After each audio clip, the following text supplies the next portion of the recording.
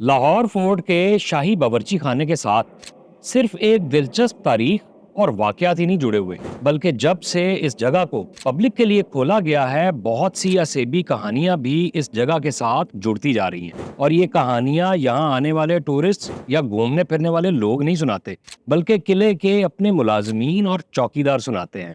ابھی کوئی 3-4 سال پہلے تک یہ جگہ ایک کھنڈر تھی، ملبے کے نیچے دفن، جس کے آس پاس جنگلی جھاڑیاں تھیں، اور میں جب بھی یہاں آیا یہی ڈرتا رہا کہیں کوئی سانپ نہ کاٹ لے۔ اس کا سٹرکچر اور محرابیں پوری طرح کمزور ہو چکی تھیں، چھت گرنے کے قریب تھی، اور اس جگہ کوئی بھی نہیں آتا تھا۔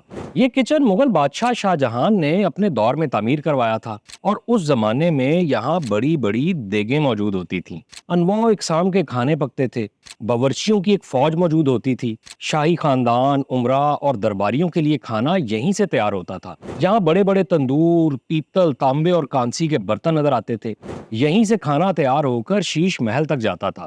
اس باورچی خانے سے متعلق ایک دلچسپ کہانی بھی ہے۔ بعض تاریخ دانوں کا خیال ہے کہ شہزادی زیب النساء کے عاشق عاقل خان کو اسی جگہ پر مارا گیا تھا۔ زیب النساء اورنگزیب عالمگیر کی سب سے بڑی بیٹی تھی، اور اس نے ساری عمر شادی نہیں کی تھی۔ بعض تاریخ دانوں کے مطابق عاقل خان ایک روز زیب النساء سے ملنے قلعے آیا، اور جب اسے اورنگزیب عالمگیر کی موجودگی کا پتہ چلا تو وہ اسی جگہ پر کسی دیگ میں چھپ گیا۔ ادھر عالمگیر نے تمام دیگیں آگ پر چڑھوا دیں، اور عاقل خان دیگ میں ہی گل کر مر گیا۔ لیکن بعض تاریخ دان اس واقعے کو نگیٹ بھی کرتے ہیں، جیسے شبلی نعمانی اور بہت سے دیگر ہسٹورینز کے مطابق زیب النساء کے متعلق بہت سے جھوٹے قصے مشہور کر دیے گئے تھے، اور پھر انگریزوں نے ایسے قصوں کو زیادہ مرچ مسالہ لگا کر مختلف کتابوں میں پیش کیا۔ بہرحال یہ واقعہ سچا تھا یا جھوٹا، یہ تو کوئی اس زمانے کا شخص ہمیں ملے تو حقیقت بتا سکتا ہے۔ مغلوں کے زوال کے بعد اس باورچی خانے کی حالت بھی خراب ہونا شروع ہو گئی۔ جب سکھوں نے لاہور پر قبضہ کیا تو شاہی باورچی خانے کو بھی شدید نقصان پہنچا۔ یہ جگہ اناج کے گودام اور گھوڑوں کے استبل میں بدل گئی۔ پھر برٹش دور آیا تو انہوں نے سن 1849 میں اس جگہ کو جیل اور تفتیشی سیل میں بدل دیا۔ شاہی کچن کی خوبصورتی ختم ہو گئی۔ برٹش راج کے دوران اس کچن کے کھلے برآمدوں کو اینٹوں سے بند کر دیا گیا اور لوہے کے دروازے لگا دیے گئے۔ اس کے اوپر ایک اور منزل تعمیر کر دی گئی، جہاں پولیس کے دفاتر قائم کر دیے گئے۔ پھر جب پاکستان بنا تو پولیس ڈپارٹمنٹ نے شاہی باورچی خانے کو 1980s تک انویسٹیگیشن سیلز کے طور پر استعمال کیا، اور بعد میں اسے محکمہ آثار قدیمہ کے حوالے کر دیا گیا۔ عمارت کے کچھ حصے گرا دیے گئے اور نئی تعمیرات کر دی گئیں۔ یہیں باہر ایک جیل بھی تھی، جو بھٹو جیل کے نام سے آج بھی مشہور ہے، کیونکہ اس جیل میں ذوالفقار علی بھٹو شہید کو قید کیا گیا تھا۔ وقت گزرا تو یہ جگہ رفتہ رفتہ ملبے کے نیچے دفن ہوتی گئی۔ بہت سے لوگ تو آج بھی اس جگہ کی اہمیت سے پوری طرح واقف ہی نہیں ہیں۔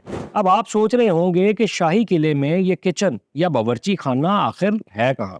ویسے تو یہ کچن شاہی قلعے کے عالمگیری دروازے کے پیچھے موجود ہے، اور اس تک آنے کے لیے جب آپ شاہی گھاٹی سے آتے ہیں تو دائیں جانب آپ کو یہ تاریخی عمارت نظر آ جائے گی۔ اس کے باہر ایک بورڈ بھی لگایا گیا ہے جس پر اس کچن کی تاریخ کو پڑھا جا سکتا ہے، اور یہاں سے ایک ریمپ آپ کو اس باورچی خانے تک لے آتا ہے۔ اس کی راہداریاں بہت ہی خوبصورت ہیں، ان میں چلتے ہوئے ایسے لگتا ہے جیسے آپ ماضی کی دنیا میں چل رہے ہوں۔ آرچز، چھوٹی اینٹیں، کہیں کھنڈر۔ اس باورچی خانے کا صحن بھی بہت کھلا اور خوبصورت منظر پیش کرتا ہے۔ یہاں کے گارڈز اور ملازمین کہتے ہیں کہ یہاں پر انہوں نے اسیبی مخلوقات دیکھی ہیں، اور یہاں پر کچھ اموات بھی ایسی ہوئی ہیں جو بہت پراسرار تھیں۔ یہ جگہ پبلک کے لیے اوپن ہے، اور مختلف قسم کے ایونٹس بھی یہاں ہوتے ہیں۔ اب پتہ نہیں اس سے جڑی اسیبی کہانیاں سچی ہیں یا جھوٹی، لیکن میں آپ کو یہی مشورہ دوں گا کہ آپ جب بھی اس جگہ پر آئیں احتیاط سے آئیں۔